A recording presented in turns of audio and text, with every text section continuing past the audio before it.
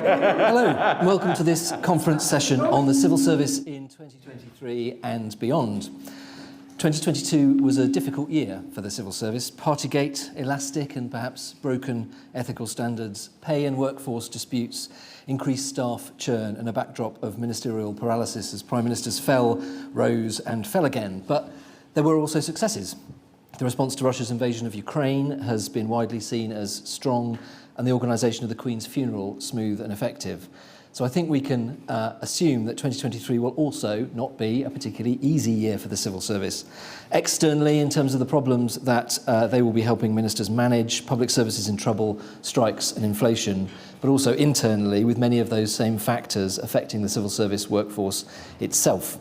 So we'll talk this morning about what 2023 will actually bring and whether it's time for the civil service to regroup, to reform or to reset altogether.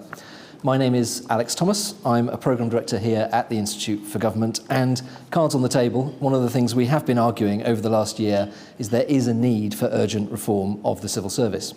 Our view is that it's time for a new civil service statute to underpin the institution and to far more clearly set out a sphere of responsibility for civil servants, which we think would strengthen the civil service's ability to do its job, to give the head of the civil service and permanent secretaries the authority to run their departments, and to set out clear standards for how ministers' priorities should be enacted. Being clearer about those responsibilities would, we think, also open up civil service accountability to Parliament and to the public. So we may touch on that, and we've got a fantastic panel to talk about all of this. Before I introduce them, it's going to be the first of a number of calls for questions. Get thinking in the room here. You've been well warmed up already. And for those tuning in remotely, use Slido to use the Slido function on your screens. And when you ask a question, if you can, say who you are and what organisation you're from. As before, we're live tweeting from @IFG Events, and the hashtag is IFGGovernment23. So please do follow and tweet along. To introduce the panel, Antonia Romeo is the Permanent Secretary at the Ministry of Justice. Before that, she was Permanent Secretary at the Department for International Trade. She's, I'm not sure how you feel about this, Antonia, but a civil service millennial, joining in 2000, and has worked as Consul General in New York, Head of the Economic and Domestic Secretariat in the Cabinet Office, and a wide range of other senior jobs in the MOJ and elsewhere. Munira Mirza is Chief Executive of Civic Future, which is a new organisation to develop talent in public life. She was head of the number 10 policy unit under Boris Johnson and also worked for him as Deputy Mayor of London for Education and Culture. And Stephen Bush is an associate editor and columnist at the Financial Times, writes must-read columns and the newsletter Inside Politics, and regularly graces our screens and radios with insights about the state of politics and government and films and culture. But before we come to the questions to the panel, we thought we'd give you a little bonus, which is that we have our annual IFG publication, Whitehall Monitor, coming out in a couple of weeks. So to give you a quick sneak preview of that, we thought would give us a bit of context about the state of the civil service as we start 2023. So my colleague Rhys Klein, who's a senior researcher in the civil service team here at the IFG, will just for a couple of minutes take us through a few charts to get things going. Over to you, Rhys. Thank you very much, Alex. So the first chart on screen. Possibly. There we go. So as Hannah teed up this morning, this year's Whitehall Monitor charts the impact of the political turmoil of last year on the work of the civil service and on the effective running of government. We know the context: 37 ministerial resignations outside of reshuffles, 54 cabinet appointments in 2022, more than double any year since at least the 1970s. And on some issues, the Johnson Trust and Sunak administrations took different views. On others, the process of dealing with resignations, waiting for new ministers and inducting them meant policies got stuck. And then whether on social care, planning, onshore wind, health inequalities, online harms or more, we've seen delay and U-turns. And that is useful context for thinking about the two big challenges that we identified for civil service leaders going into 2023. The first is managing the workforce at a particularly difficult time. Morale is getting worse, has been for the past 2 years, and we know that dissatisfaction with pay is one factor fueling that morale. Real terms pay has fallen starkly last year, and since 2010, it's been cut by between 12% at the most junior grades and 23% at the most senior. Industrial action over the winter in several departments has shown the difficulty that this record on pay will make pay restraint in the near future. Poor morale is also one of several factors fueling record high levels of churn in the civil service. 14% of officials moved between departments or left the service last year, the highest level of turnover in at least a decade. This is partly pent-up demand releasing after the pandemic. It's partly departments unwinding temporary roles built during the pandemic, but it's also a consequence of dissatisfaction. The second big challenge that we identify for civil service leaders going into 2023 is the difficulty they'll have managing departmental budgets, particularly after this financial year. The relatively generous allocations of the 2021 spending review were heavily front-loaded on this financial year and have since been squeezed by cost pressures, particularly on pay. Departments will find, in general, there is no new money beyond this year. And the situation is particularly tough for administration budgets, those used to pay civil servants, resource assets and operations. They are already lower than they were a decade ago, and they're set to be cut by another 8% over the next 2 years.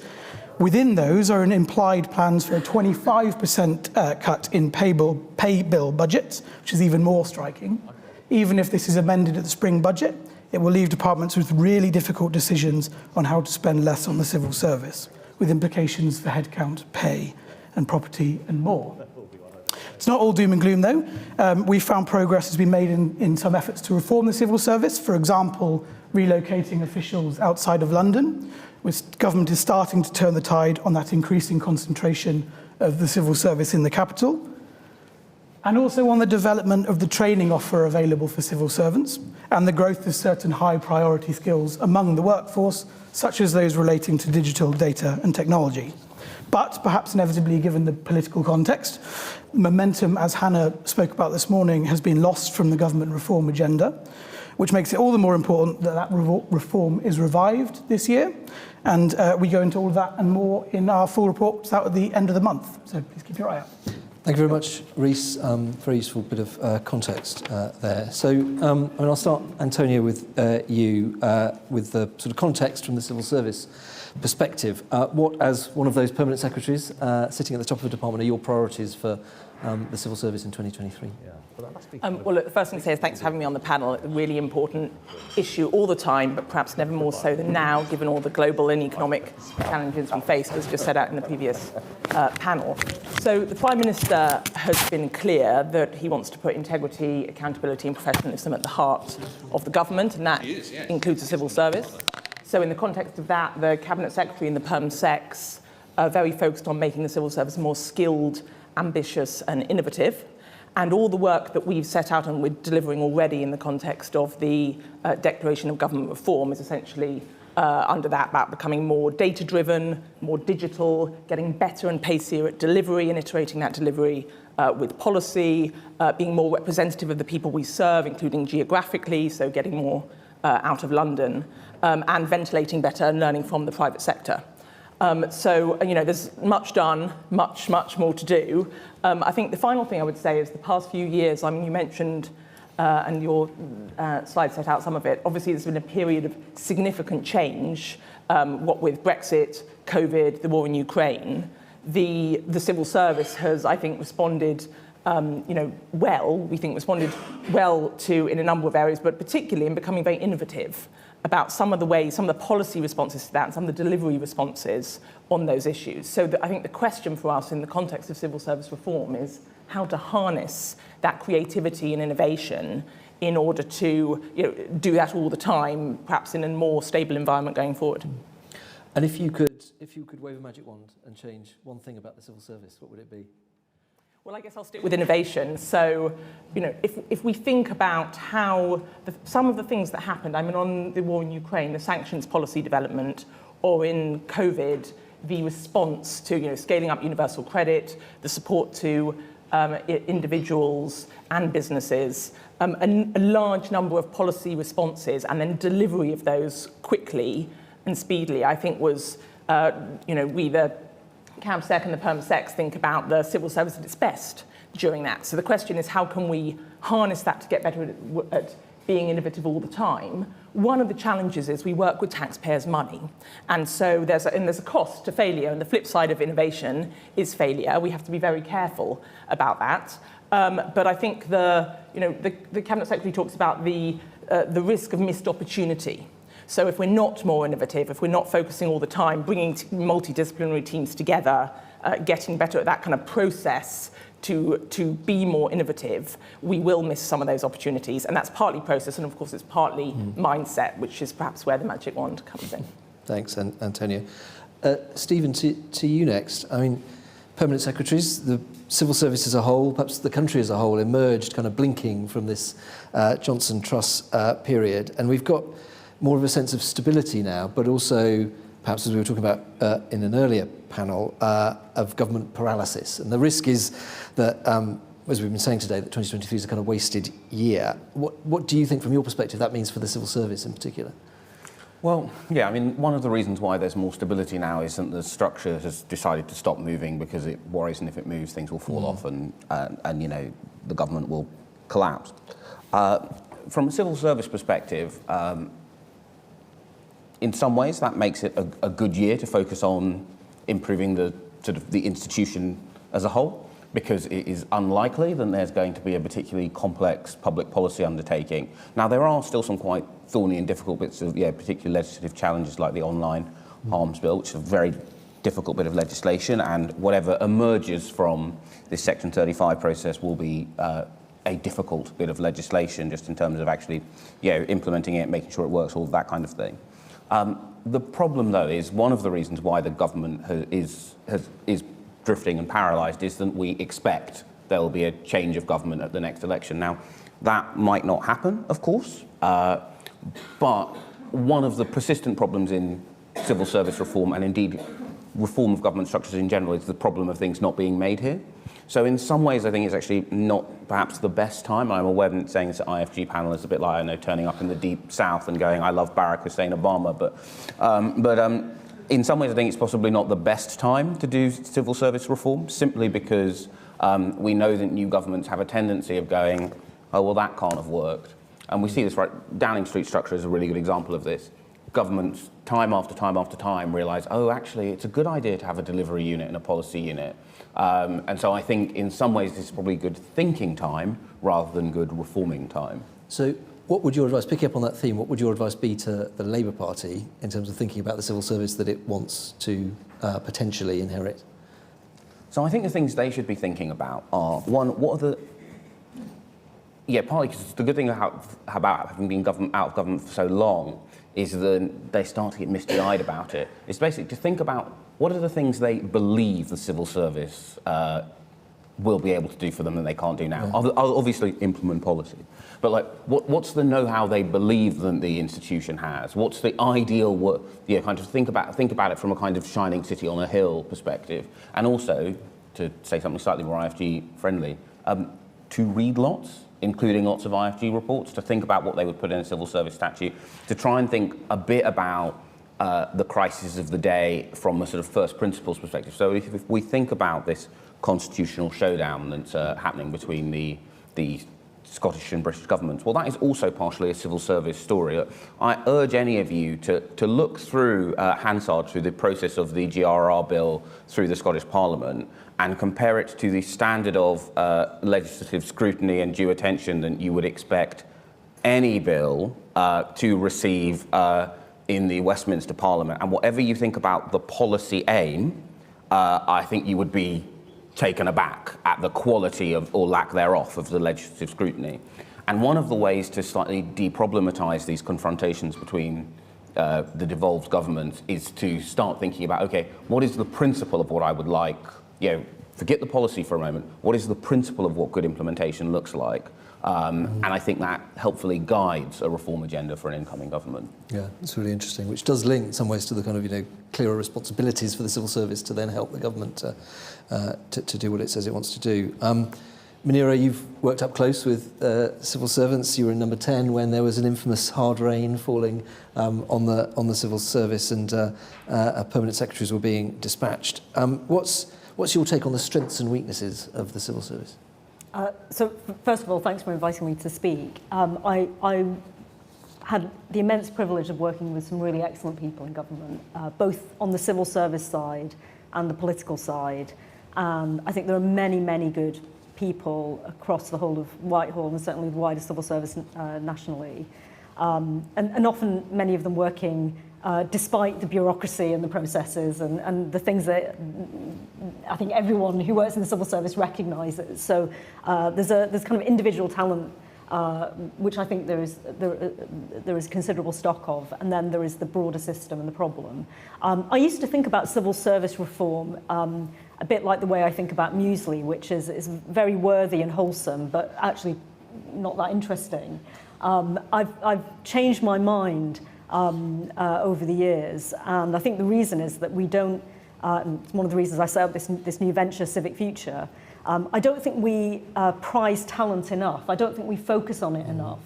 If you talk to people in any other sector, in business, in the tech world and so on, the CEOs spend a lot of time thinking about great people at the top of their organisation. They spend a lot of time headhunting, recruiting. They say, and they said this to me, the decisions we make as a company are only as good as the people at the top of the company. Nobody in politics or the civil service that I've heard or I've spoken to have really talked in that way. So there's a focus on broader systems, but not necessarily on individuals. And the word excellence is not one you hear a huge amount of, I would say, in the policy documents I've seen. I mean, maybe that's changed in the year that I've been out of government. I think civil service reform there are two broad categories of problem to solve. The first is the kind of technical fixes, what I think of sometimes as the low-hanging fruit, things that actually there's broad agreement on that needs to be done. So, for example, improving training, particularly in areas like data science, technology, bringing more STEM graduates in. My colleague, Pamela Dow, who was until recently the head of the government campus on skills and training, which she set up, has had quite considerable success in that area. I think that's very good. That's good movement in the right direction. Things like enabling civil servants to stay in their job for longer than 2 years in order to, develop their career. I think there's a lot of movement. Everyone would recognise that. There's a kind of bureaucracy and risk aversion in processes and lots of focus on accountability, not always the right levels of autonomy for junior civil servants. So there are certain things which, and there must have been multiple reports on this. I mean, every other week I feel like I'm asked by a think tank to give an interview about civil service reform, and they all come out with very similar conclusions. And I'm not entirely clear on why a lot of these actually quite simple fixes are not implemented. I mean, maybe Antonia will have better insight, but I feel like that's stuff that everyone can agree on. There's a second category of problem, which I think is broader and is not confined just to the civil service. I think it's a broader political problem. It's a problem of an elite generally in running the country, which is the way in which we think about government and the way we think about running the country. So it's already been said that there is a great deal of emphasis on short-term fixes rather than long-term problem solving. As it happens, government can think long-term. It does invest long-term, despite the fiscal constraints. We've got quite considerable physical infrastructure projects going on that will take 20 years to be realised. We don't have the same in social infrastructure, as said in the previous panel. But that really comes down to priorities, being able to prioritise what are the things that will improve the country for the better. And I think that's a political elite issue as much as a kind of civil service issue. I think there's a lot of siloed thinking. So the domestic policy departments are probably less engage with the broader international context than they should be. I think international affairs is now impinging on domestic policies. We've seen the energy crisis in a way which perhaps in previous years had been less thought about. So that probably needs to change. I also think there is an issue of opinion diversity. And I don't mean by that very crassly all civil servants think the same. Clearly not. There's a lot of nuance in that. But it is noticeable, I think, that there are certain areas, certain ways of thinking that tend to dominate. So the previous panel were talking about childcare and the importance of childcare.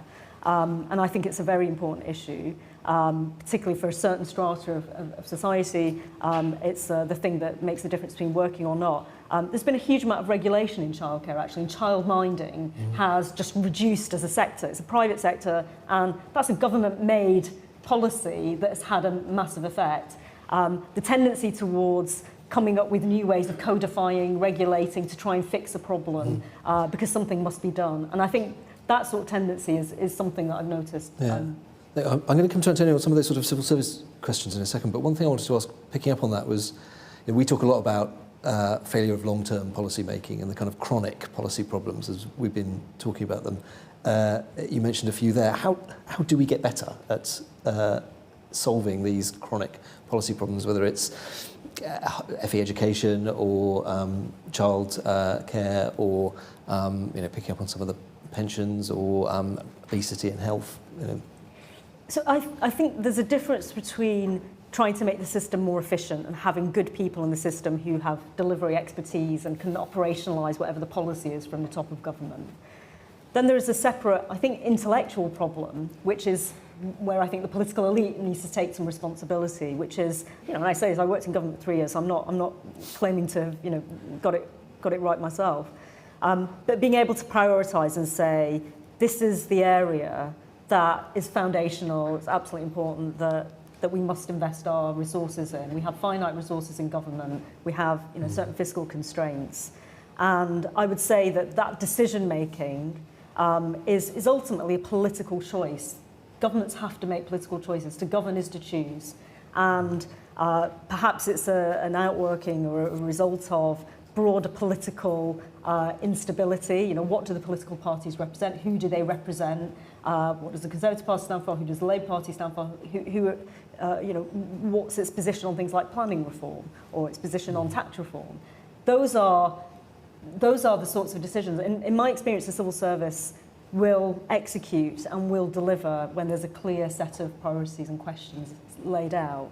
What it can't do very effectively is try and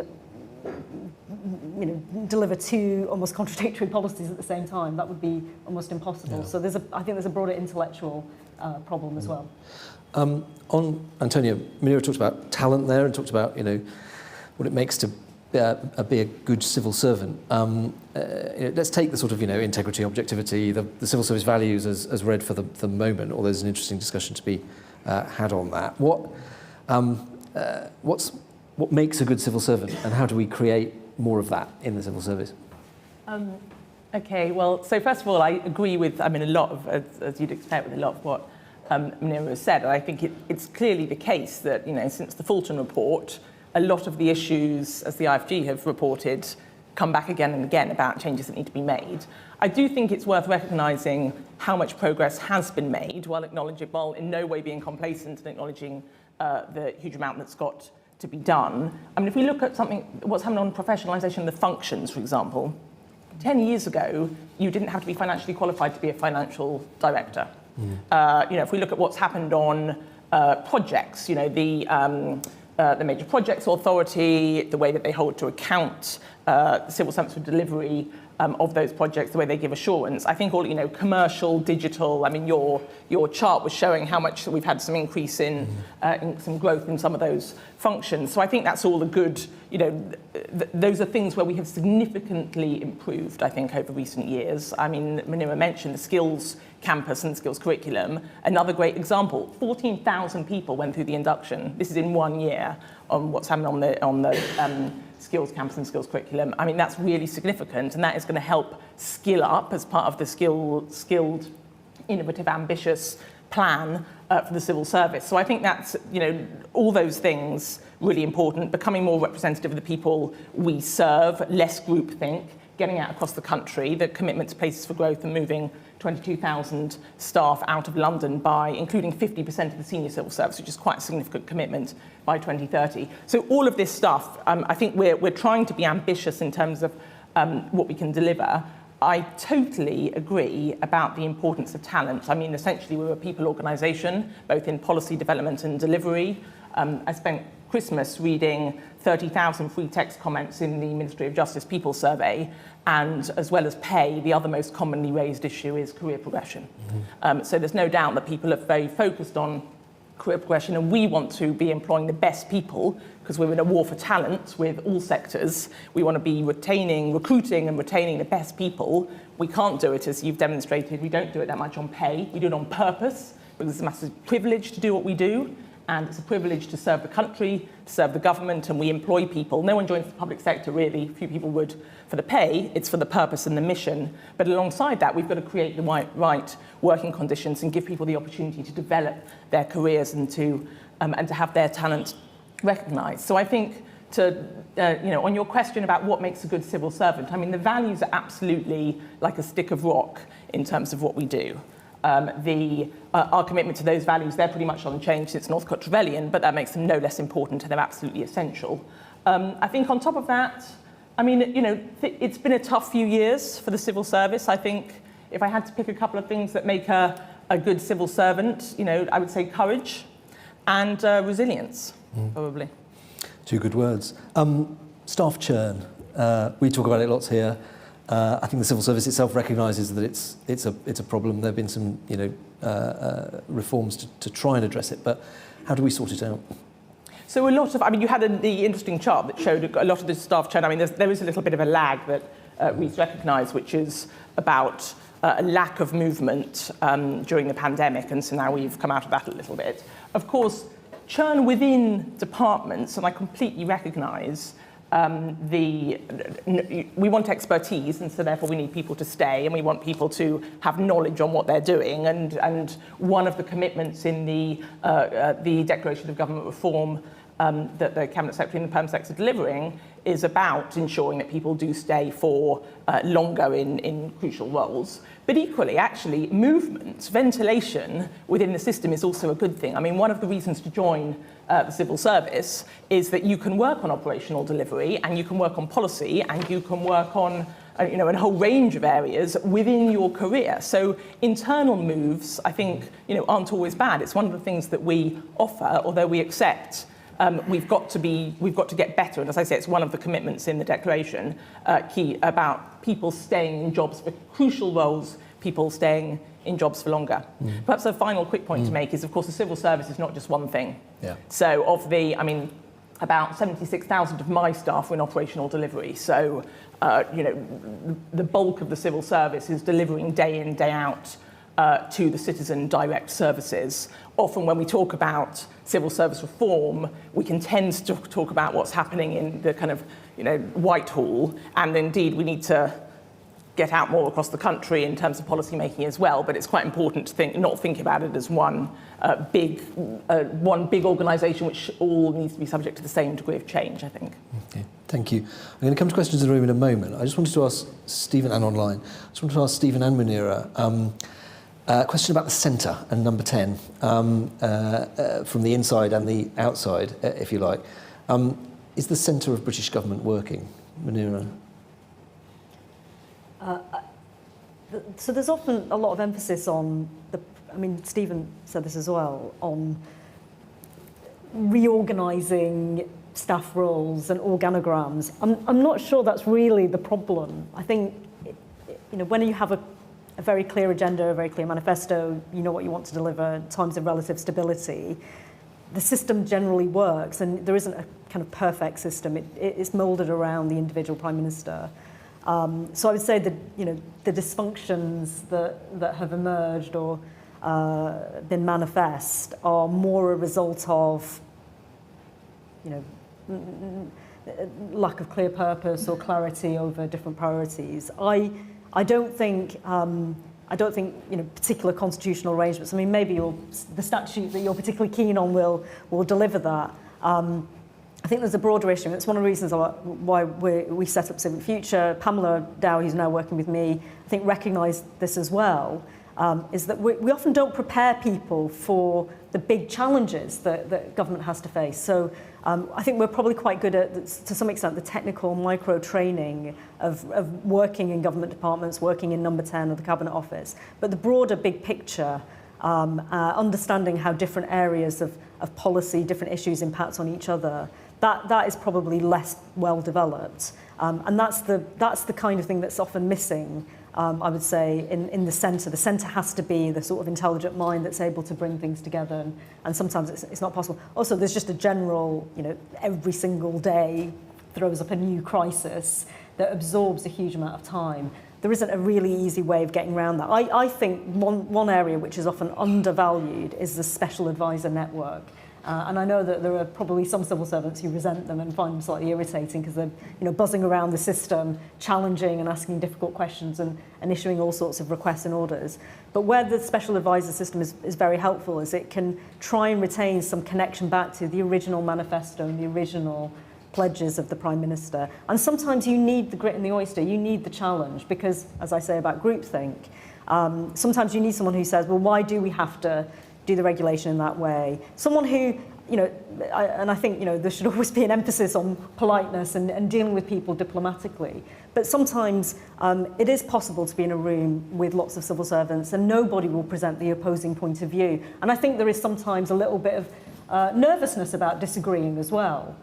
Where special advisors have a liberty and I remember in the policy unit, some of the civil servants saying they were slightly envious that special advisors had the freedom to challenge and criticise in a way that they felt that they didn't. So I would say the special advisor network is extremely helpful when it's staffed with experts, with people who are very committed and very motivated. That's one thing that can actually make the centre work better. Yeah. Thanks. Stephen, same to you. So I broadly agree with everything Munira's just said. But in terms of the earlier point about thinking about wars for talent, now, if you've worked in any private sector organisation, you will at some point have gone through this slightly annoying experience where the CEO sees that someone other CEO has some cool thing and then they want it, and then you're having a slightly ill-advised US expansion or whatever as a result of the CEO's desire to copy whatever the other CEO is doing. Now, broadly speaking, if you imagine that the British Prime Minister were a CEO and they were visiting any of their counterparts in Europe, they would look at Downing Street, they would look at the office of the German Chancellor, they would look at the office of the French President, and they would go, I'm sorry, what the hell? So it is clearly, I think, underpowered relative to other governing centres. And I think that is a bit of a problem.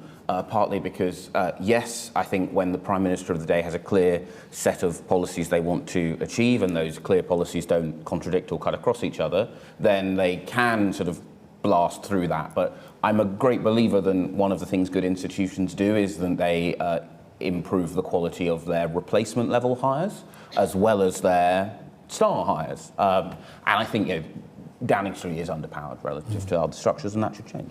I just add one thing, which, I don't know if this is a controversial thing to say, but I've spoken to lots of civil servants who will complain that there's poor performance that isn't dealt with properly, and it's very demoralising. And it gives them a sense that people just get moved sideways, they get given a good reference, and then they pop up in another department leading some other incredibly important project. I have no scientific data on how big a problem this is, but the fact that so many people will say it sotto voce means to me that that is a general problem. Now, can the civil service fix that? Is there a will to fix that? I think that's quite an important signal. In most companies, there's a recognition that if your team is underperforming somewhere, you should try and do something about it. I think it gets sometimes perhaps hidden or people moved around. It does come up a lot in people surveys. I don't know, Antonia, whether you want a quick word on that, or well, we'll come to the room. I mean, just to say that we, from a permanent secretary point of view, our job is to marshal the resources in order to deliver for the government. So fixing, high performance, building high-performing departments is what we do, because we deliver for the government of the day. We're accountable to ministers in doing that. And, I mean, obviously, perm secs have particular responsibility to Parliament for stewardship of public finances and resourcing, but ensuring that we have the best possible people and they're working in the most effective way. And therefore, the role that performance management plays in that, I think, is absolutely essential. So I think it's the will, I would say, is definitely there. And I think, again, it's an area where we spend a lot of time talking about it. We spend a lot of time at the top of the civil service talking about talent management, and that should happen throughout the civil service. There's obviously a lot more that can and should be done. Popular question here. Lucy Malloy says, do the panel think that the current system of recruitment and promotion motivates staff? Will the civil service ever implement performance-based promotion and/or promotion in post? I mean, by the way, you've got some civil servants in the room who I'd be interested to know what their views are on that, because in a way, it's partly when you're in the system, you'll have a better view, and actually listening to how colleagues feel about the process is obviously essential. I mean, there's quite a lot in that, of course. The question is, how can we how can we get better? Is there something about promoting in-post that's the key to that, or is there something about ensuring, to the earlier point, that we've got a really good performance management system and also a system that can reward people for staying? And the question is how you do that, particularly in the context of some of the things that were on your charts earlier. I keep promising to come to questions. I will now. So Mike should be roving around. Let's go to the gentleman there, the lady there, and the gentleman there. So green tie, Chris. And if you could say who you are. Thank you. Chris Smythe from The Times. I just wanted to pick up something Antonia said about innovation and how you get that and risk aversion. I mean, is this an institutional professional thing of the civil service, or is it a problem of the wider political and indeed media culture? And to solve this, do we have to be more tolerant of failure as the flip side of innovation? And do we have to accept that if we want things that are innovative, more things will fail, and change the incentives to accept that and tolerate that? You know, people in the pandemic praise the risk in the vaccine program, but only because everything went right, and where it went wrong, for example, in PPE procurement, people are still complaining about how awful these risks taking were. So do we need to change culturally how we think about failure and accept it as the price of innovation? Thank you very much. Go to a question directly behind you. Thank you. I'm Grace Duffy from the Department for Levelling Up Housing and Communities. Seeing as you said we wanted a view from civil servants. So perhaps just a bit of a reflection on, say, the last year operating in what has been a very challenging and turbulent time, and particularly about the challenges of sort of staffing and recruitment. So, of course, we've had a staffing freeze, and we've had lots of sort of zigzagging of leadership, multiple sort of ministers and secretaries of state and what have you, but the requirement to continue to deliver and develop policy in that time. But when what's actually happened is our staffing numbers have just decreased. I think at one point I was operating with 50% capacity in my team, with no ability to recruit, but also no real ability to say back to ministers, well, no, we cannot do this piece of work, or we cannot do it to the time that you request. And I think this perhaps, and there's definitely something in here about retaining staff without being able to promote them, or indeed reward them financially. So you can do neither at the moment. So it's very, very hard to sort of motivate and retain people under those kinds of circumstances. I mean, I think some of this speaks to the kind of a link between why I say, why aren't some of those quick fixes, those things that everybody does agree on? We need to get better at dealing with poor performance. We need to get the better skills balance. I think some of that relates to that disconnect between the ministerial expectation and what the civil service is able to do. Because in order to do that, we will need to divert people away from ministerial policy priorities into dealing with some of these things about civil service reform. And that's just not something that I feel is likely to happen in the near future. So I think that we need to have that sort of deal with that disconnect between what the ministers say, this is our priorities, this is what you must do, and then what the civil service is actually, how we are able to respond to that. And for me, they don't quite match up, and that's why I think there is a frustration both with some ministers, but also with many civil servants about how we're actually able to deliver on what the government wants to do, which is, after all, what we are all there for every day. That's what we want to do. But it can be enormously frustrating. Thanks, Grace. And then I said I'd come to the front here, and there will be another round at least of questions. Gentleman there. Duncan Hames, Transparency International UK. Last year, eventually, a number of ministers felt accountability for failings on their watch. And we reminded earlier the Prime Minister's words about integrity, professionalism and accountability. From PPE procurement to the evacuation of Afghanistan and frankly, even Partygate, clearly there are questions for civil servants about all of that as well. Has there been serious soul-searching amongst civil service leaders in light of these episodes, or is it only the politicians that will be accountable? Thanks, Duncan. Okay, so sort of three questions there. Innovation and risk-taking, sort of context of constrained resources and prioritisation, and then sort of ethics and accountability and soul-searching amongst civil servants as well as ministers. Stephen, do you want to kick us off? I'll come round. Right, I mean, look, I think we haven't talked enough, actually, about some of those charts. Broadly speaking, yes, it is right and proper that people feel it's a privilege to work in the civil service and are keen to do so, and therefore I think it is perfectly reasonable to expect them, the civil service, not be a market leader on pay. But there's a heck of a difference between that chart and being a market leader. So sort of unsurprisingly, people aren't going to be very motivated. And I think also this leads exactly to that very good point about transparency and accountability. Broadly speaking, in any well-run government machinery, you should, and obviously governments, as they are never incentivized to do this, but hopefully officials feel able to whistleblow and to resign. And one way that you can give people that certainty is if they are better paid, they are more likely to feel financially resilient to have a couple of months out, as it were, before they move on to another job, and you're more likely to be able to retain and attract talent. So I think, paradoxically, both the transparency and the staff do come down to the basic problem that you've got to be more competitive on pay and conditions than that chart. And when you're not, it does create a problem that I don't think there has been a lot of reflection in the civil service about recent events. I think there's an awful lot of, when you'll talk to people, they'll go, oh, you don't understand, there was a lot of, and I'm not remotely saying that there wasn't a lot of problems of, bullying and shouting and very difficult things to deal with from the political side. But equally, many people had very difficult things they had to deal with in 2020 and 2021. And it doesn't feel like there has been that wider system-wide reckoning about some of the things that went on and what that means for the institutions as well as the government of the day. Thanks, Stephen. And Munira, I'll throw in a question to add to Chris's on innovation.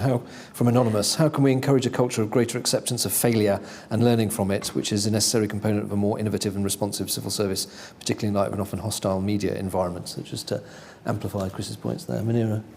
So much to say. I think there are two paradoxes in the civil service. One is there's this immense pressure for accountability and a lack of forgiveness over experiments in innovation.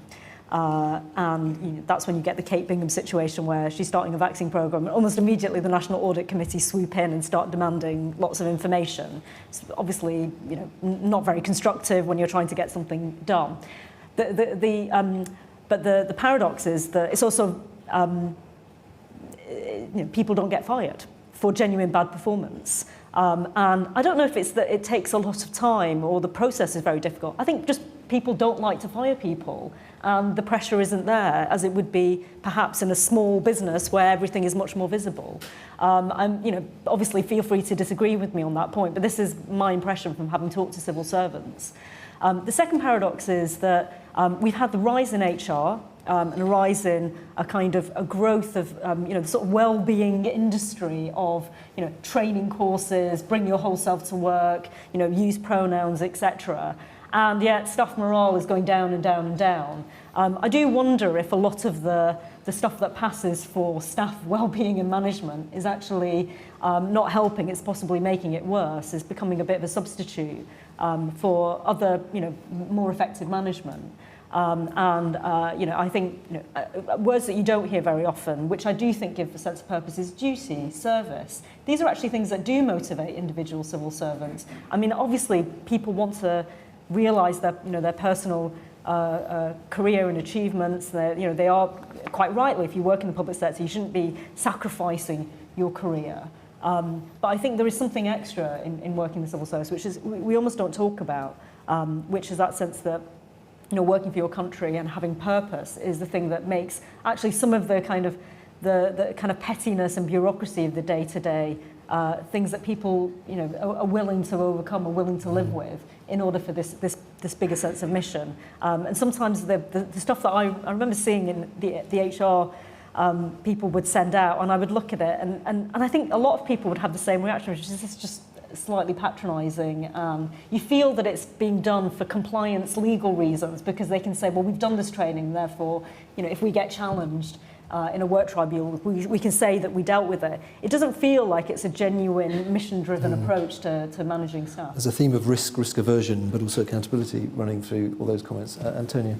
So just to say first, we talk about purpose all the time. We're massively purpose-led. Obviously, in the department I'm responsible for, Ministry of Justice, we are hugely purpose-led in terms of rehabilitation and life chances and working with victims, but across the civil service, that sense of mission and a sense that people, and in fact the colleague from DLUC also referred to this, the reason we do what we do, and we acknowledge the privilege we have of working for the citizen and supporting the government, and that is all about purpose.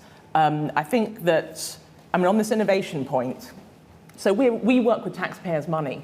So in a world where you could go for 10 moonshots and 9 of those moonshots might fail, you've got to be extremely careful if 9 of those moonshots in failing will be at a cost to the taxpayer. And that, of course, is a constraint. And as civil servants, we're responsible for working within the constraints that we face. But nonetheless, I do think there's a lot we can do to become more innovative. And Munira referred earlier to working across silos and joining up between international and domestic policy. So an example, after in the early moments of the Ukraine war, what happened on energy policy? I mean, this is about bringing together foreign, domestic, geopolitics with what's happening at home, and multidisciplinary teams working together to develop and deliver a policy. And that is really where we need to get really good at innovation. It's partly about how we deliver things, but it's also being more digital, being more innovative. I mean, a good example in my world is GPS tagging, for example.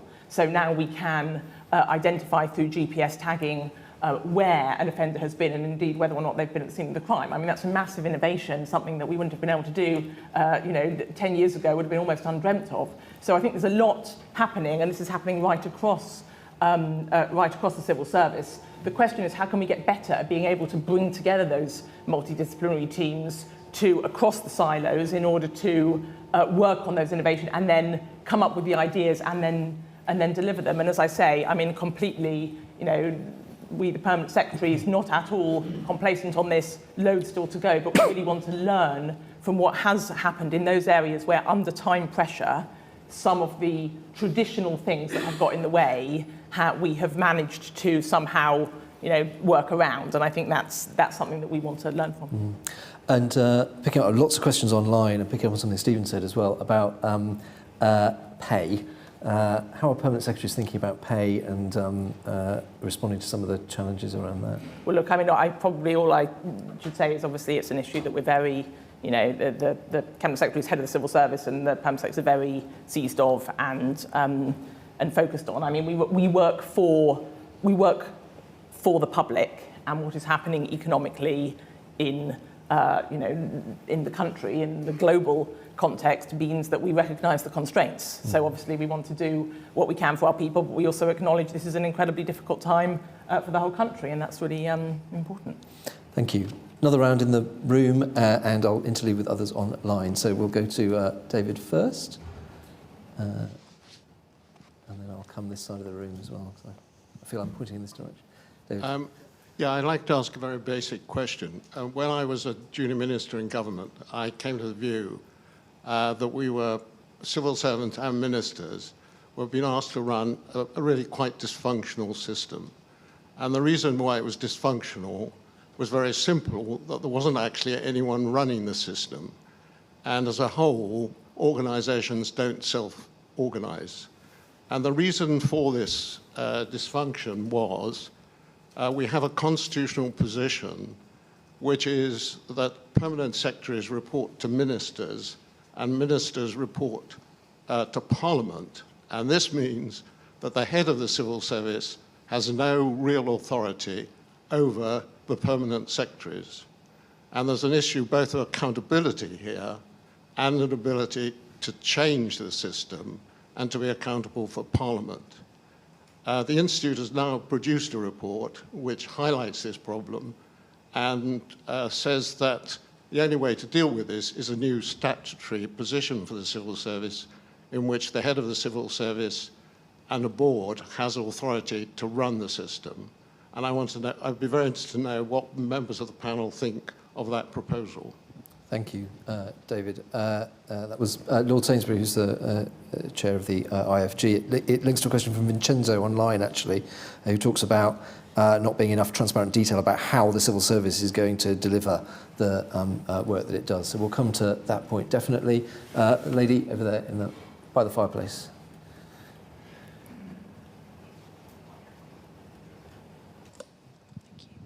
Hi, Sarah Calkin, Local Government Chronicle.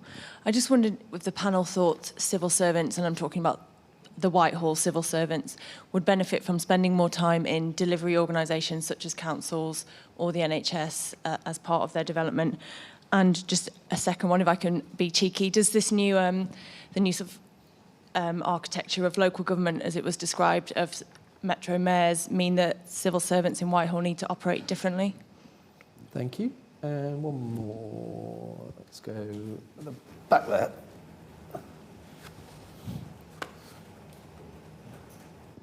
Thank you. Simon Kay from the think tank Reform. Just a quick one following up on Antonia's last few thoughts there.